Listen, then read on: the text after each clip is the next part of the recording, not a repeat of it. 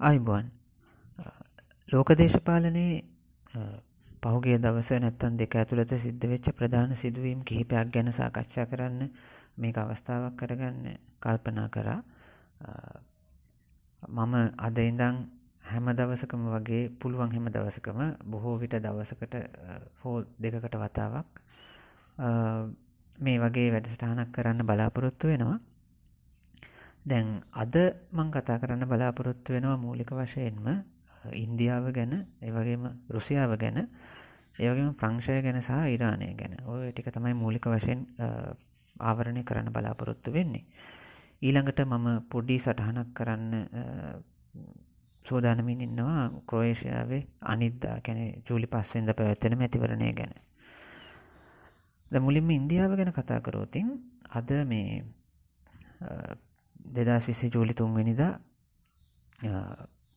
ඉන්දිය අගමැති නරේන්ද්‍ර මෝදි ඉන්දු චීන දේශ සීමාවේ ඔය අර්බුදයට හේතු වෙලා තියෙන ලදාක් ප්‍රදේශයට ගමන් කරා. ඇත්තටම ඉන්දු චීන දේශ සීමාවේ ලදාක් සහ අනික් පැත්තෙන් ඊසාන දිග ඉන්දියාවේ අරුණාචල් ප්‍රදේශය පිළිබඳව ප්‍රශ්නයක් තියෙනවා චීනය සහ ඉන්දියාව අතරේ. දැන් ඔය ලදාක් ප්‍රදේශයට අද ගියේ අපි දන්නවා ගිය මාසේ ජූනි මාසේ 15 වෙනිදා ටිකක් බරපතල ගැටුමක් සිද්ධ වුණා චීනය සහ ඉන්දියාව අතර. ඔය ගැටුමෙන් අනතුරුව පළවෙනි වතාවට තමයි අගමැති මෝදි දේශ සීමාව කරා ගියේ. මේ ගමනේදී ඔහුත් එක්ක එකතු වෙනවා ආරක්ෂක මාණ්ඩලික ප්‍රධානී ජෙනරල් බිපින් රාවට් සහ ඉන්දියාවේ හමුදාපතිවරයා. ඇතරම හමුදාපතිවරයා මීට දවස් කිහිපයකට කලින් ওই ප්‍රදේශවල සංචාරයක යෙදුණා. දැන් මේ මෑත කාලීන ඉන්දු චීන අර්බුදය ආපහු ආරම්භ වෙන්නේ අපි දන්නවා මැයි මාසෙ මුලදී විතර. දාමුත් පහුගිය කාලේ පුරාවටම මේ ඉන්දු චීන අර්බුදය යම් ප්‍රමාණයකට පැවතුණා. 1962 දී මේ රටවල් දෙක අතර යුද්ධයක් පවා සිද්ධ වුණා මේ දේශ සීමාව සම්බන්ධයෙන්. මෙතන ප්‍රශ්නේ තියෙන්නේ ඔය දේශ සීමාව හරියට සලකුණු කරලා නැති නිසා මෙතන ඇතැම් ප්‍රදේශ පිළිබඳව දෙපාර්ශ්වයේ විසින්ම හිමිකම් කියාපෑම තමයි මේ හේතු වෙලා තියෙන්නේ. මේ ගැටලුව මූලාරම්භයට ගියොත් 19 වෙනි ශතවර්ෂය කරා දිව යනවා, විශේෂයෙන්ම ඔය ලදාක් ප්‍රදේශයේ තියෙන මායිම පිළිබඳ ගැටලුව. ඉතින් මෝදි තමන්ගේ සංචාරය තුලදී ඔහු කතාවක් පවත්වමින් ප්‍රකාශයක් කරලා තිබුණා මේ අපි කියනවා මේ ව්‍යාප්තවාදයේ යුගය අවසන් වී ඇති බව ඔහු ප්‍රකාශ කරා. ඔහු කියනවා මේ ව්‍යාප්තවාදයට යොමු වෙච්ච සියලුම රටවල් ඉතිහාසය පෙන්වා දීලා තියෙනවා. ඔවුන්ට අන්තිමට පස්සට එන්න සිද්ධ වුණා. ඔවුන් පරාජයටපත් වුණා. ඒ නිසා ව්‍යාප්තවාදයේ යුගය දැන් අවසන් කියලා ඉන්දියානු අගමැතිවරයා ප්‍රකාශ කරනවා. ඉතින් මේක හරි. මේක ඇත්තට මේ අවස්ථාවේ පැහැදිලිවම මේ චීන රජය ඉලක්ක කරගෙන ඔහු නමින් සඳහන් නොකලත් චීන රජය සම්බන්ධයෙන් තමයි මේ කාරණේ ප්‍රකාශ කරන්නේ. මොකද අපි දැන් පහුගිය කාලේ මුළුල්ලේම චීනයේ ව්‍යාප්තිය පිළිබඳව හුඟක් සාකච්ඡා සිද්ධ වුණා. සිද්ධ වෙනවා අදටත්.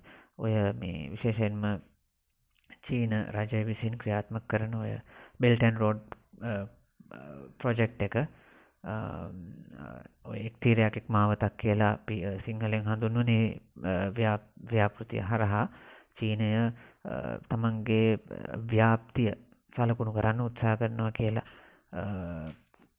අපි දන්නවා ලොකු සාකච්ඡාවක් තියෙනවා. ඒ වගේම ඒ අතරෙම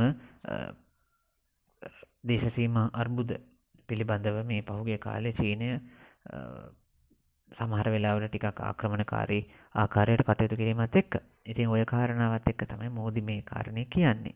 දැන් මේ අර්බුදය निराකරණය කරගන්න උත්සාහයන් කිහිපයක් ගත්තා මීට කලින්. අපි එක අවස්ථාවක දැක්කා රුසියානු විදේශ අමාත්‍යවරයා ඉන්දියානු සහ චීන විදේශ අමාත්‍යවරු දෙන්නත් එක්ක සාකච්ඡාවක් පවත්වනවා. වීඩියෝ කොන්ෆරන්ස් මාර්ගයෙන් සාකච්ඡාවක් පවත්වලා තිබුණා. ඊට පස්සේ ජූනි 24 වෙනිදා රුසියාවේ තිබිච්ච දෙවන ලෝක යුද්ධය අවසන් වීමේ 75 වෙනි සංවත්සරය සඳහා චීනය සහ ඉන්දියාවේ නියෝජිතයෝ ගිහිල්ලා තිබුණා. එතකොට එතෙන්දි සාකච්ඡාවක් වෙන්න නියමිත වුණා කියලා පුවතක් වාර්තා වුණා. නමුත් පස්සේ ඉන්දියානු ආරක්ෂක ලේකම් ප්‍රකාශ කරා එහෙම සම්බන්ධ මේ සාකච්ඡාවක් පවත්වන්නේ නැහැ කියලා. කොහොමරි මේ කාරණා ඔක්කොමත් එක්ක එකතු වෙලා තමයි මේ ඊට පස්සේ ඉන්දියාව ආපහු ටිකක් තද ස්වරූපයක් පෙන්නුම් කරා ඉන්දියානු හමුදාපතිවරයා ඔය ප්‍රදේශවල සංචාරය කරමින්. ඉතින් ඒ වගේම දැන් දින කිහිපයකට කලින් ඉන්දියාව තමන්ගේ ආරක්ෂාවට තර්ජනයක් කියලා මොබයිල් ඇප්ස් 59ක් තහනම් කරා. ඒන් වැඩි හරියක්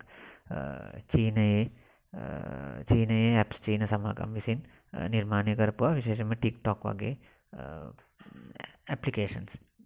ඉන්දියානුවන් කිව්වේ තමන්ගේ ජනතාවගේ මේ දත්ත චීන රජය විසින් මේවා හරහා ලබා ගන්නවායි කියලා. මේක විශේෂම TikTok ආයතනය එක ප්‍රතික්ෂේප කරලා තිබුණා. කෙසේ වෙතත් ඉන්දියාව ඔය ආකාරයෙන් තමයි කතා කරන්නේ. දැන් මෙතන හැබැයි ප්‍රශ්නේ තියෙන්නේ මෙතනින් එහාට දැන් කොහොමද මොකද්ද වෙන්නේ කොහාටද යන්නේ කියන කාරණේ. දැන් ඉන්දියාව රුසියාවත් එක්ක ඊයේ පෙරේද කරපු සාකච්ඡාවල් වලදී රුසියානුවන්ගෙන් ගුවන් ආරක්ෂණ පද්ධති යනාදිය ඉල්ලලා තිබුණා. ගුවන් යානා ඉල්ලලා තිබුණා. මේ වෙනකොටත් ඒ කියන්නේ ගනුදෙනුවක් පිළිබඳ සාකච්ඡාවක් පැවැත්වෙනවා. ඒ කඩිනම් කරන්න කියලා රුසියාවෙන් ඉල්ලලා තිබුණා. දැන් මේ විදිහට ඇත්තටම මෙතන අන්තිම ප්‍රතිඵලය වෙන්නේ තවත් ආයුධ තරඟයක්, තවත් යුද්ධ ආයුධ තරඟයක් නිර්මාණය වීම. ඉතින් මේ වගේ දෙයකට මේ අවස්ථාවේ ওই රටවල් වලට හැකියාව තියෙනවද විශේෂයෙන්ම ඉන්දියාවට ඒ වගේම චීනටත්? මොකද දැන් ආර්ථික වශයෙන් යම් කිසි පසුබෑමකට ලක් වෙලා තියෙන විශේෂයෙන්ම මේ COVID-19 වසංගතයත් එක්ක. දැන් ওই කාරණාවත් එක්ක මේ තවදුරටත් මේ අවිතරංගයක් නිර්මාණය වීම කොයි වගේ කියන්නේ මේක කොච්චර කාලයක් පවත්වාගෙන යන්න පුළුවන්ද කියන එක පිළිබඳ ප්‍රශ්නයක් තියෙනවා. මොකද අපි දන්නවා බොහොම පැහැදිලි ප්‍රධාන රටවල් දෙකක් මේ රටවල් දෙක අතරේ යුද්ධයක් ඇතිවීම මේ රටවල් දෙකටම හානි කරයි. ඒක ඒ අය දන්නවා. මෙතන වෙන්නේ යුද්ධයක් කරා ගමන් කිරීමක් නෙවෙයි. මෙතන වෙන්නේ මේ තමන්ගේ ශක්තිය පෙන්눔 කිරීම පිළිබඳ කාරණයක්. දැන් ওই ශක්තිය පෙන්눔 කිරීම කොච්චර දුරට කරගෙන යන්න පුළුවන්ද කියන ප්‍රශ්නය තමයි මෙතන තියෙන්නේ. අනික් පැත්තට විශේෂයෙන්ම ඉන්දියාවට හානි කරයි චීනයත් එක්ක මේ තියෙන වෙළඳාම නතර කරන එක. චීනයට ඒකේ තියෙන හානිය යම් ප්‍රමාණයක් තියෙන වුණත් චීනයට තියෙන හානිය අඩුයි, ඉන්දියාවට තියෙන හානිය වැඩි. මොකද ඉන්දියාවට ගෙනෙන භාණ්ඩ වලින් 14ක් වගේ ප්‍රමාණයක් චීනෙන් ගේන්නේ. ඒ වගේම ඉන්දියාවෙන් කරන අපනයන වලිනුත් සුළු ප්‍රතිශතයක් චීනයට යනවා. අනික් පැත්තට චීනය පැත්තෙන් ගත්තම චීනයෙන් ඉන්දියාවට එන ප්‍රමාණය චීන අපනයනවල ප්‍රමාණය හැටියට බොහොම සුළු ප්‍රතිශතයක්. ඉතින් මේ රටවල් දෙක අතර ආර්ථිකය නැවතුනොත් ඒකේ වැඩි හානිය තියෙන්නේ චීනට නෙමෙයි ඉන්දියාවට. ඉතින් ඒක ඉන්දියාව සලකන්න ඕනේ. දීර්ඝ කාලීනව ඒක කොයි විදිහට බලපානවද කියන එක පිළිබඳ ප්‍රශ්නයක් තියෙනවා. මොකද සැලකිය යුතු ආනයන ප්‍රමාණයක් චීනයෙන් එන නිසා. කොහොම හරි දැනට විශේෂයෙන්ම ಭಾರತೀಯ ජනතා පක්ෂය ඉදිරිපත් කර මේ ಭಾರತೀಯ ජනතා පක්ෂයේ ක්‍රියාදරයෙන් පහුගිය දවස්වල විශාල වශයෙන් නොය පෙළපාලි ගියා චීනයට විරුද්ධව. ඒ වගේ පසුබිමක මම හිතන්නේ මෝදිට එකපාර ඒට විරුද්ධ වෙන්නත් බෑ. ඔවුන් විසින්ම නිර්මාණය කරපු තත්ත්වයක් ඒක. ඒ නිසා ටික දවසක් ඕක ඇදගෙන යන්න සිද්ධ වෙයි. අපිට බලන් ඉන්න වෙන්නේ කොච්චර දවසක් ඇදගෙන යයිද කියන එක. ඉතින් චීන ගැන කතා කරලා අපි රුසියාව පැත්තට එනවා. රුසියාවේ මේ ආණ්ඩු ක්‍රම ව්‍යවස්ථා සංශෝධන පිළිබඳ ජනමත විචාරණයක් තිබුණ පහුගියදා. මේ ජනමත විචාරණය අතර මුලින්ම තියෙන තිබ්බේ අප්‍රේල් 22 වෙනිදා. ඊට පස්සේ කල් දැම්මා COVID-19 හින්දා. පස්සේ ඔවුන් සතියක විතර කාලයක් තිස්සේ මේ මැතිවරණ මේ කියන්නේ ඡන්ද ප්‍රකාශ කිරීමට අවස්ථාව ලබා දීලා ජූලි මාසේ 1 වෙනිදා ඡන්ද ප්‍රකාශ කිරීම අවසන් කරා. මේකෙදී සංශෝධන සම්පූර්ණයෙන්ම හුඟක් තියෙනවා. විශේෂයෙන්ම මේ සුබ සාධනය වගේ දේවල් සම්බන්ධ කතන්දරත් තියෙනවා. කෙසේ වෙතත් සංශෝධන සම්පූර්ණයෙන්ම කරුණු 206ක් මෙහි තියෙනවා. නමුත් වැඩිම අවධානය යොමු වුණේ මං හිතන්නේ ව්ලාදිමීර් පුටින් ජනාධිපතිවරයාට 2036 වෙනකන් ජනාධිපති ලෙස සිටීමේ ඉඩකඩ සැලසීමේ ඉඩක් මෙහි නිර්මාණය වීම. දැන් මේක ගැන හුඟක් ලංකාවේ අය කිව්වා මේ අවුරුදු 16කට ජනාධිපතිවරණ අහෝසි කරා කියලා. එහෙම දෙයක් නෙමෙයි මෙතන වෙන්නේ. 2024 දී පුටින්ගේ දුර කාලය අවසන් වෙන්න තිබුණා. ඒ දුර කාලය ඒ දුර කාලය අවසන් වුණාට පස්සේ ඔහුට ආයෙත් ඡන්දයට ඉදිරිපත් වෙන්න පුළුවන් කමක් තිබුණේ නැහැ ජනාධිපති වෙන්න. නමුත් මේ අලුත් සංශෝධනයත් එක්ක ඔහුට හැකියාව තියෙනවා 2024 සහ 2030 දී ජනාධිපතිවරණ වලට ඉදිරිපත් වෙන්න.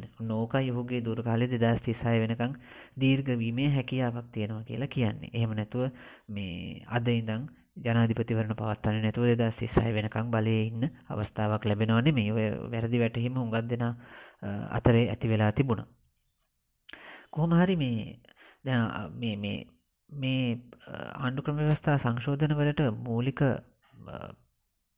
පියවර ගත්තේ ජනවාරි මාසේ මුලදී ඔය පුටින් කරපු කතාවකදී ඔහු මේ පිළිබඳ පොඩි ඉඟියක් ලබා දෙනවා මේ රුසියාවේ ආණ්ඩු ක්‍රමය වෙනස් වෙන්න ඕනි කියන කාරණේ සම්බන්ධයෙන්.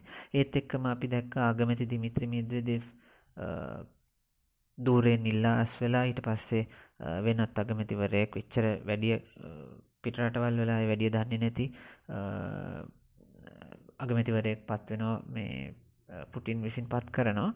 ඉතින් ඊට පස්සේ කොහොම හරි සමහරු විශ්වාස කරන්න ගත්තා පුටින් විශ්‍රාම ගන්න සූදානම් වෙනවා කියලා. බටහිර මාධ්‍ය වලින් නම් මුලින් ඉඳලම කිව්වේ මේ පුටින් තමන්ගේ බලය වර්ධනය කරගන්න කරන උත්සාහයක් කියලා. කොහොම හරි අන්තිමට රුසියාවේ ඩූමාවෙන් ඉල්ලීමක් ලැබෙනවා මේ පුටින්ට තවදුරටත් තමන් දිගටම කටයුතු කරන්න කියලා තමන්ගේ දූරේ. ඒ අනුව තමයි ඔවුන් ආණ්ඩු ක්‍රම ව්‍යවස්ථාව වෙනස් කරන්න යෝජනාවක් ගේන්නේ. දැන් මේ පුටින්ගේ විරුද්ධවාදීන් නම් කියන්නේ මේක මේ සෙටප් එකක් කියලා. ඒ කියන්නේ කලින් කතා වෙලා ඩූමාවෙන් මෙහෙම ඉල්ලීමක් ඉදිරිපත් වුණා කියලා. දැන් ඔය කොහොම වෙතත් අන්තිමට මේ ප්‍රතිඵල අනුව 78.56ක් කියලා තියෙනවා ජනමත විචාරණයේදී. පුටින් ඒ කියන්නේ 2024න් පස්සෙත් ජනාධිපතිවරණ වලට ඉදිරිපත් වීම සඳහා පුටින්ට අවස්ථාව ලැබිලා තියෙනවා. ඉතින් ඕක තමයි දැනට තියෙන තත්ත්වය. ඉතින් පුටින් ගැන කතා කරන්න පුළුවන් රුසියාවේ ඒ කියන්නේ ජනාධිපති කෙනෙක් විදිහට දැන් පුටින් ඇයි මෙච්චර ජනප්‍රිය ඒ වගේ කාරණා ගැන මම හිතන්නේ කතා කරන්න පුළුවන්. මේක ඒ සඳහා අවස්ථාව නෙමෙයි. නමුත් දැනට තියෙන තත්ත්වය ඕකයි. හැබැයි එකෙන් කියන්නේ රුසියාවේ ගැටලු නැහැ කියලා. ආර්ථික ප්‍රශ්න හුඟක් තියෙනවා. විශේෂයෙන්ම ඔය තෙල් මිල අඩුවීම පිළිබඳ කාරණේ සහ 2014 ඉඳලා බටහිර රටවල් එක්ක තියෙන සම්බාධක වලින් පස්සේ හැබැයි නමුත් තවමත් රුසියාවේ පුටින් බොහොම ජනප්‍රියයි. ඒක බොහොම පැහැදිලිව කියන්න ඕන කාරණයක්. ඊට පස්සේ මම හිතුවා ප්‍රංශයට එන්න. මොකද ප්‍රංශෙත් මේ අද ජූලි 3 වෙනිදා අද මේ ආණ්ඩු වෙනසක් සිද්ධ වුණා. මේ අගමැති එඩ්වර්ඩ් ෆිලිප් ඉල්ලාස් වෙලා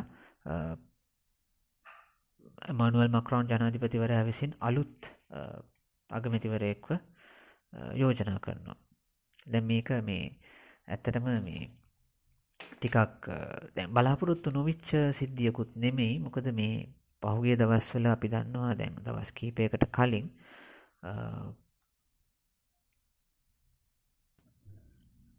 ප්‍රංශයේ මේ පළාත් පාලන ඡන්ද පැවැත්වුණා. නගර සභා ඡන්ද. මේ අවස්ථාවේදී ප්‍රධාන වශයෙන් ප්‍රධාන නගර ගණනාවක හරිත පක්ෂ හෝ පරිසර හිතකාමී ප්‍රතිපත්ති පිළිබඳ වැඩි අවධානයක් යොමු කරන අපේක්ෂකයන් ජයග්‍රහණය කළා. ඒ වගේම අනිත් පැත්තට මැක්‍රෝන්ගේ ඔන්මාර්ෂ් පක්ෂය දරුණු පරාජයකට ලක් වුණා. ඊට පස්සේ මැක්‍රෝන් තීරණයක් අරගෙන තියෙනවා ආණ්ඩුව වෙනස් කරන්න. ඒ අනුව ෂෝන් කැස්ටේක්ස් කියන නිලධාරියා අවුරුදු 55ක් වයස ඔහුව පත් කරලා තියෙනවා ආගමැතිවරයා විදිහට. ඔහු තමයි මේ පහුගිය දවස්වල අප්‍රේල් මාසේ ඉඳලා ඇත්තටම මේ ප්‍රංශයේ ඔය COVID-19 නිසා ඇති කරපු ලොක්ඩවුන් තත්ත්වය ලිහිල් කිරීම පිළිබඳව බාර වෙලා හිටියේ ෂෝන් කැස්ටෙක්ස්. කොහොම හරි මේ මෙතන මේ ඇයි මෙහෙම කරේ කියන එක දැන් කෙටි කාලීනව අපිට පේනවා. දැන් පසුගියදා පැවති මැතිවරණයේදී තමන්ගේ පක්ෂය ලැබූ අන්ත පරාජයත් එක්ක මැක්‍රොන් තේරුම් අරන් තියෙනවා තමන් වෙනස් වෙන්න ඕනේ කියන තමන්ගේ ගමන් මඟ වෙනස් කළ යුතුයි කියන එක. ඒක ඔහු බොහොම පැහැදිලිව මේ ප්‍රකාශ කරලා තිබුණා. ඉතින් දැන් ගැටලුව තියෙන්නේ දැන් එඩ්වර්ඩ් ෆිලිප් එක්ක. දැන් එඩ්වර්ඩ් ෆිලිප් කියන්නේ අගමැති දුරයට පත් වෙනකොට එච්චර ජනප්‍රිය, ඒ කියන්නේ වැඩි දෙනෙක් දන්න පුද්ගලයෙක් නෙමෙයි. නමුත් එඩ්වර්ඩ් ෆිලිප් ඇත්තටම ජනප්‍රිය චරිතයක්. සාපේක්ෂව ගත්තම මැක්‍රොන් එච්චරම ජනප්‍රිය නැහැ ප්‍රංශය ඇතුලේ. ඒකටත් හේතුවක් තියෙනවා. මොකද මැක්‍රොන් බලයට පත් උනේ ආර්ථික ප්‍රතිසංස්කරණ ඇති කරනවා කියලා. එතකොට ඒ ප්‍රතිසංස්කරණ ඔහු ක්‍රියාත්මක කරන්න උත්සාහ කරාම විශේෂයෙන්ම විශ්‍රාම වැටුප් පිළිබඳ ප්‍රශ්නය, එතකොට විශ්‍රාම ගැනීමේ වයස පිළිබඳ ප්‍රශ්නය, ඔය වගේ කාරණාවලදී ඔහුට විරුද්ධව බොහොම ලොකු ජනමතයක් ගොඩ නැගුණා. විශේෂයෙන්ම වාමාංශික ව්‍යාපාරය පැත්තෙන් ඔය කහ ජැකට්ටු ව්‍යාපාරය කියලා ඔය උද්ඝෝෂණ මාලාවකුත් ප්‍රංශයේ තිබුණ බොහොම දරුණු විදිහට. ඉතින් ওই වගේ කාරණාත් එක්ක මේ ආර්ථික ප්‍රතිසංස්කරණත් සාර්ථක කර ගැනීම ලොකු අභියෝගයක්. ඉතින් ওই වගේ කාරණාත් එක්ක මැක්‍රොන්ට ටිකක් අපහසු තත්ත්වයක් තමයි දැනට තියෙන්නේ. ඔහු බොහොම ජනප්‍රියත්වයෙන් ඇත්තටම ගොඩක් අඩු තත්ත්වයක ඉන්නේ. ඔහු සහ ඔහුගේ පක්ෂය, අලුතෙන් හදාගත්තු ඔන් මාර්ෂ් පක්ෂය. හැබැයි එඩ්වර්ඩ් ෆිලිප් ගත්තම සාපේක්ෂව ජනප්‍රිය චරිතයක් විදිහට තිබුණේ. විශේෂම COVID-19 සිද්ධියේදීත් ඔහු කටයුතු කරපු ආකාරය පිළිබඳව පැහැදීමක් තිබුණා. කොහොම වෙතත් ඔහු ඇත්තටම අනික මැක්‍රොන් එක්ක එහෙම ලොකු ප්‍රශ්නයක් තිබ්බ චරිතයකුත් නෙමෙයි. කොහොම හරි අන්තිමට මැක්‍රොන් තීරණය කරලා තියෙනවා එඩ්වර්ඩ් ෆිලිප් අයින් කරලා තමන් මේ වෙනත් කෙනෙක්ව පත් කරන්න. දැන් මේක ගැන විවිධ අදහස් තියෙනවා. මේ අතරේ ෆ්‍රාන්ස් 24 නාලිකාවත් එක්ක සාකච්ඡාවකට එකතු වෙච්ච චිචෙස්ටර් යුනිවර්සිටි එකේ, කියන්නේ චිචෙස්ටර් සරසවියේ ප්‍රංශ ඉතිහාසය පිළිබඳ මහාචාර්ය ඇන්ඩ්‍රු ස්මිත් ප්‍රකාශ කළා මේක ඇත්තටම මැක්‍රොන් තමන්ගේ බලය ස්ථාවර කර ගැනීම පිළිබඳ ප්‍රශ්නයක් කියලා. මොකද දැන් ඔහුගේ ආණ්ඩුව ඇතුලේ ඔහු ජනප්‍රියත්වයෙන් අඩු වෙද්දී එඩ්වර්ඩ් ෆිලිප් සාමාන්‍යයෙන් ජනප්‍රිය චරිතයක් බවට පත්වීම තුල එතන තමන්ට වඩා තමන්ගේ අගමැතිවරයා කැපිපෙනීමේ හැකියාවක් තියෙනවා කියන කාරණෙත් ඔහු ඉස්මතු කරනවා. ඒ වගේම ඊටත් වඩා ඔහු තවත් කාරණයක් මෙතෙන්දි පෙන්눔 කරනවා. මොකද දැන් තව අවුරුදු දෙකක් තියෙනවා මැක්‍රොන්ට ජනාධිපති ධූරයේ ඉන්න. දැන් මේ අවුරුද්දේ තිබිච්ච ඔය ඡන්ද විමසීම් වලදී, ඔය නගර සභා ඡන්ද විමසීම් වලදී පැහැදිලි වෙලා තියෙනවා මේ පරිසර හිතකාමී නැඹුරුවක් තියෙනවා කියලා ඡන්දදායකයන්ගේ. එතකොට මේ අලුත් නැඹුරුවීම් ඔස්සේ අලුත් ප්‍රතිපත්ති කරා ගමන් කරන්න මැක්‍රොන්ට තව අවුරුදු දෙකක් තියෙනවා. එතකොට දැන් ඉඳන් මැක්‍රොන් ක්‍රියාත්මක කරොත් ඔහුට එතෙන්ට යන්න පුළුවන්. එතකොට තමන්ගේ මූලිකත්වයෙන් මේ කරුණු සිද්ධ වෙනවායි කියන එක මැක්‍රොන්ට පෙන්වන්න අවශ්‍යතාවයක් තියෙනවා වෙන්න පුළුවන් කියලා ඇන්ඩ්‍රු ස්මිත් යෝජනා කරනවා. කොහොම වෙතත් පැහැදිලිවම මැක්‍රොන්ට වෙනස් වීමේ අවශ්‍යතාවයක් තියෙනවා. හැබැයි මැක්‍රොන් කොහොමත් දේශපාලන වශයෙන් ගත්තම මුල ඉඳලම අවදානමක් ගත්තේ. මොකද ඔහු ආවෙම ප්‍රතිසංස්කරණ කරන්න බලාගෙන. එතකොට ඒ ප්‍රතිසංස්කරණ වලට විශාල විපර්යාසයක්, ඒ කියන්නේ විශාල විරෝධයක් එල්ල වෙන බව ඔහු දැනගෙන හිටියා. ඒ අවදානමත් එක්ක තමයි ඔහු ආවේ. ඉතින් මේක සාර්ථක වුණේ නැත්නම් ඔහුට දෙවනි පාරක් ජනාධිපති වෙලා ඉන්න අවස්ථාවක් ලැබෙන්නේ නැහැ. ඒක ගැන කිසිම සැකයක් නැහැ. ඉතින් ඔහු අවදානමක් ගත්තේ. ඔහු දැනටත් අරගෙන තියෙන අවදානමක්. සමහරු පෙන්눔 කරන්න උත්සාහ කරනවා මැක්‍රොන්ගේ අර ඔහුගේ පළපුරුද්ද අඩුකම නිසා මේ ඔහු අසාර්ථක වෙනවයි කියලා. මම ඒ කාරණේ ඒ විදිහටම බාර ගන්න කැමති නැහැ. මොකද ඔහු ආවේ අවදානමකුත් එක්ක. ඒ අවදානම ඔහු දැනගෙන නොහිටියා වෙන්න බෑ. ඉතින් ඊළඟ අවුරුදු දෙකේ කොහොමද වෙන්නේ කියන එක අපිට බලන්න සිද්ධ වෙනවා. දැන් ඔහු හිතන විදිහ ආර්ථික ප්‍රතිසංස්කරණ සහ පාරිසරික ප්‍රතිසංස්කරණ හෝ වෙනත් යම් කිසි කරුණු ඒ විදිහට සිද්ධ වුණොත් එහෙමයි. එහෙම නැත්නම් ඔහු 2022 දී ගෙදර යන්න නියමිතයි 2017දී ෆ්‍රන්ස්වා හෝලාන්ඩ් ගෙදර ගියා වගේ. ඉතින් ඕක තමයි සරලව කතන්දරේ. ඊට පස්සේ මම එන්න කැමති ඉරානය පැත්තට. ඉරානයේ පහුගිය දවස්වල මේ පිපිරීම් කීපයක් සිද්ධ වුණා. දැන් මේ දෙවනිදා ජූලි 2 වෙනිදා සිද්ධ වුණා මේ ඉරානයේ ඔය ඉස්ෆහාන් ප්‍රදේශයේ තියෙන බොහොම වැදගත් න්‍යෂ්ටික බලාගාරයක් ආශ්‍රිතව පිපිරීමක්. ඔයිට කලින් ටෙහෙරාන් වලදී සිද්ධීන් දෙකක් වුණා ජූනි 26 වෙනිදා සහ ඊට දවසකට හෝ දෙකකට පස්සේ. ඒ අවස්ථා දෙකේම ඉරාන බලධාරීන් කිව්වේ මේ ගෑස් කාන්දු වලින් තමයි මේක සිද්ධ වුණේ කියලා. දැන් මේ අවස්ථාවේදී ඉරාන බලධාරීන් ඔය ඉස්ෆහාන් සිද්ධිය සම්බන්ධයෙන් අද දවාලේ වෙනකන් නිශ්චිත වශයෙන් කියලා තිබුණේ හේතුව මොකක්ද කියලා. හැබැයි මේ පිළිබඳව වෙනත් අය වෙනත් අදහස් ඉදිරිපත් කරලා තිබ්බා. නිව්යෝක් ටයිම්ස් එකේ කියලා තිබුණා මේක යම්කිසි බෝම්බයක් වැනි පිපිරීමේ යම්කිසි එක්ස්ප්ලෝසිව් ඩිවයිස් එකක්. කියන්නේ බෝම්බයක් වගේ දෙයක් පිපිරීමෙන් සිද්ධ වෙච්ච දෙයක් කියලා. ඒ වගේම BBC පර්සියානු භාෂා සේවය ප්‍රකාශ කරලා තිබුණා මේ සම්බන්ධයෙන් ඇත්තටම එක්තරා කණ්ඩායමක් වගකීම බාරගෙන තියෙනවා කියලා. හෝම්ලෑන්ඩ් චීටාස් කියලා උන් ඉංග්‍රීසියෙන් හඳුන්වලා තිබ්බේ.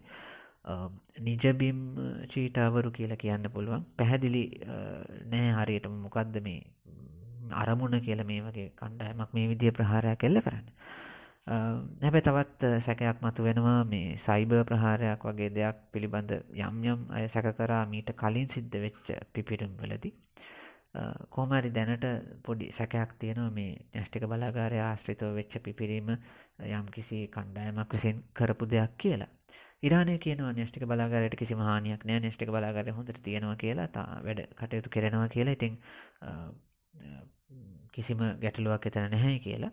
අපි දන්නවා දැන් විශේෂයෙන්ම ඔය 2018 අවුරුද්දෙන් පස්සේ ඔය ට්‍රම්ප් ජනාධිපති ට්‍රම්ප් ඉරාන න්‍යෂ්ටික ගිවිසුමෙන් අයින් වෙන්න තීරණය කිරීමෙන් පස්සේ ඉරානය තමන්ගේ න්‍යෂ්ටික වැඩපිළිවෙල නැවත පණ ගැන්වීමේ කටයුතු කරගෙන ගියා. ඉතින් ඒ පසුබිමේ තමයි මේ සිද්ධිය සිද්ධ වෙන්නේ. ඒ වගේම මේ මෑත කාලෙක ඉරානය ඔය කාසිම් සුලේමානි ජෙනරාල්වරයාගේ ඝාතනය පිළිබඳව 36 දෙනෙක් ඇමරිකන් ජනාධිපතිවරයා ඇතුළු 36 දෙනෙක්ව අත්අඩංගුවට ගන්න ඕනේ කියලා නිවේදනයක් නිකුත් කරනවා. ඒ වගේ කාරණාත් එක්ක තමයි මේ සිදුවීම් සිද්ධ වෙන්නේ. ඉතින් යම්කිසි පුද්ගලයෙක්ට සැක කරන්න පුළුවන් මේක මේ තනිකර මේ යම්කිසි කඩාකප්පල්කාරී ක්‍රියාවක් කියලා. කොහොම හරි මේ මෑත දවස්වලදී මේ වගේ පිපිරීම් සිදුවීම් කිහිපයක් සිදුවීම පිළිබඳ ඉරානය මං හිතන්නේ ටිකක් අවධානයෙන් ඉන්න ඕනේ කියලා සහ අවධානයෙන් ඉන්නව ඇති කියලා. කඩාකප්පල්කාරී ක්‍රියාවන් වෙන්න පුළුවන් කියන එක ඇත්තටම ඕනේ නිල වශයෙන් කියලා නැති වුණත් ඒ වගේම මේ පහුගිය දවස්වල දැන් දවසකට හෝ දෙකකට කලින් ඔය නැගෙනහිර ප්‍රදේශයේ ඔය මේ ඇත්තටම ඉරානයේ ගිනිකොන දිග ප්‍රදේශයේ ඔය මේ සෙස්තානි සහ බලුකිස්තාන් කියන ප්‍රදේශයේ ඔය ත්‍රස්තවාදී ප්‍රහාරයක් එල්ල වෙලා තිබුණා ඉරාන විප්ලවකාරී මුරබට හමුදාවේ කණ්ඩායමකට. මේක මම ඔය අනික් සිද්ධීන් එක්ක සම්බන්ධයක් තියෙන දෙයක් නොවුනත් ඉරානයේ පවතින තත්ත්වය ටිකක් උණුසුම්කාරී වේගෙන එනවාදෝ කියන සැකයක් ඇති කරපු තවත් සිද්ධියක් කියලා කියන්න පුළුවන්. මේක ඇත්තටම පාකිස්තාන දේශ සීමාවේ තියෙන පළාතක්. ඔය බලුචි වැසියන් ඔය දේශ සීමාවේ දෙපැත්තෙම ඉන්නවා. දෙපැත්තෙම ඇත්තටම මේ බලුචි අපි කියනවා මේ විමුක්තිකාමීන් නැත්නම් ඔය බලුචි බෙදුම්වාදීන් ක්‍රියාත්මක වෙනවා. ඉතින් ඒ වගේ ඔය ඉරානයේ තියෙන ජස්ටිස් ආමි ඔෆ් ජස්ටිස් කියලා. ඒ කියන්නේ යුක්තියේ හමුදාව කියලා හඳුන්වන්න පුළුවන්. ඒ යුක්තියේ හමුදාව කියන කණ්ඩායම තමයි මේ ප්‍රහාරය එල්ල කළේ කියලා තමයි වාර්තා වුණේ. ඉතින් ඉස්සරහට බලන්න පුළුවන් තවත් සිදුවීම් ඉරානයෙන් වාර්තා වෙයිද කියලා. අවසාන වශයෙන් ක්‍රොේෂියාවේ මැතිවරණය ගැන පොඩි වචනයක් කියන්න ඕනේ. මම පසුව මේ ගැන කතා කරන්න බලාපොරොත්තු වෙනවා. මොකද 5 වෙනිදා මැතිවරණය තියෙන්නේ. ජනවාරි මාසෙ තිබ්බ ජනාධිපතිවරණයේදී වාමාංශික අපේක්ෂකයෙකු ක්‍රොයේෂියාවේ ජනාධිපති ධුරයට පත් වුණා. ඒ නිසා දැන් සමාජ ප්‍රජාතන්ත්‍රවාදී පක්ෂයේ අපේක්ෂකයා වෙච්ච සොරාන් මිලනොවිච් ජනාධිපති වශයෙන් පත් වුණා. දැන් මහමැතිවරණය පැවැත්වෙන නියමිතයි. මහමැතිවරණයේදී හැබැයි දැනට හුඟක් දෙනා බලාපොරොත්තු වෙන්නේ දක්ෂිණාංශික පක්ෂයක් වෙච්ච ඔය ක්‍රොයේෂියානු ප්‍රජාතන්ත්‍රවාදී එකමුතුව HDZ කියන පක්ෂය වැඩි ආසන ප්‍රමාණයක් ගනී කියලා. මේ වෙනකොටත් ඇත්තටම වුන් තමයි පාර්ලිමේන්තුවේ වැඩි ආසන ප්‍රමාණයක් තියෙන තනි පක්ෂය. ඉතින් හුඟක් දෙනා බලාපොරොත්තු වෙන්නේ මේ පක්ෂය සහ ඔය මේ වෙනකොට අලුතෙන් ඇවිල්ලා තියෙනවා දක්ෂිණාංශික පක්ෂයක් මේ මිරොස්ලාව් ස්කෝරෝ කියන ජන සංගීත වේදියා ඔහු දේශපාලනයට ඇවිල්ලා ඔහු ජාතිකවාදී ව්‍යාපාරයක් නිර්මාණය කරලා තියෙනවා නිජබිම් ව්‍යාපාරය කියලා. ඔහු ඇත්තම ජනාධිපතිවරණයේදී 3 වෙනි තැනට ආවා. සැලකිය යුතු ඡන්ද ප්‍රමාණයක් ලබාගෙන. ඒ නිසා දැන් හුඟක් දෙනා බලාපොරොත්තු වෙන්නේ HDZ එක සහ මේ හෝම්ලෑන්ඩ් මූව්මන්ට් එක කියන්නේ නිජබිම් ව්‍යාපාරය සභාගාණ්ඩුවක් නිර්මාණය කරයි කියලා. මේ අතරේ වාමාංශික පක්ෂ කිහිපයක් එකතු වෙලා සමාජ ප්‍රජාතන්ත්‍රවාදී පක්ෂයේ මූලිකත්වයෙන් ඔවුන් යලි පණ ගැන්වීමේ සන්ධානය වගේ තේරුමක් තියෙන සන්ධානයක් පිහිටුවාගෙන තියෙනවා.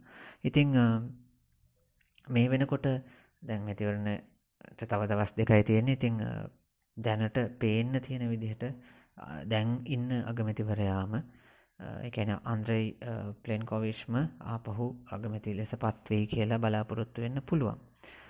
අපි ටිකක් විස්තරාත්මකව කතා කරමු මේ ගැන වෙනත් දවසක. නමුත් පොඩි සාරාංශයක් දෙන්න තමයි මම මේ කාරණේ ඉදිරිපත් කරේ. ඉතින් අදට ওই ටික තමයි අපිට කතා කරන්න තියෙන්නේ.